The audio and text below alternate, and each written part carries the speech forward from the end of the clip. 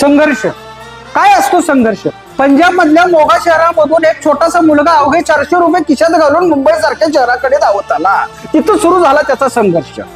तो संघर्ष कसा होता तर मनात जिद्द होती, उमेद होती, स्वप्न होती. त्या स्वप्नांकडे पळण्यासाठी, त्या स्वप्नांना शिवण्यासाठी तो मुलगा झटत होता. दिवस रात्र तो रात्रीचा दिवस आणि दिवसाची रात्र करत होता, न झोप घेता. स्वतःचं घर नव्हतं, कोण झोप म्हणणार नव्हतं, कोण काय म्हणणार नव्हतं. ट्रेन मधले धक्के, बस मधले धक्के सोसत होता, माणसांच्या शिवाय अवेलना सोसत होता. पण स्वतःचं स्वप्न पूर्ण करण्यासाठी लढला आणि खरंच गाडला. तो म्हणजे सोनू सूद.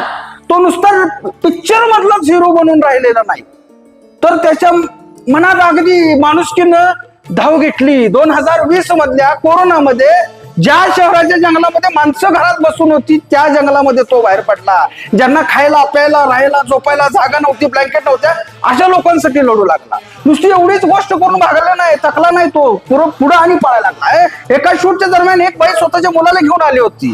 ती मुलाला घेऊन त्याच्या पायाशी नतमस्तक झाली आणि म्हणाली, माझ्या मुलाचं ऑपरेशन करायचंय, तरच माझा मुलगा जगू शकेल, माझ्याकडे तेवढे पैसे नाहीत. सोनू सूदनं त्याला उठवलं, त्या बाईला उठवलं, माई म्हटलं, आणि त्या मुलाचं ऑपरेशन केलं. अशी काही ऑपरेशन त्यानं केली जी आपल्यापर्यंत अजूनपर्यंत पोहोचलेली नाही. ह्याला म्हणायचं रिअल हिरो.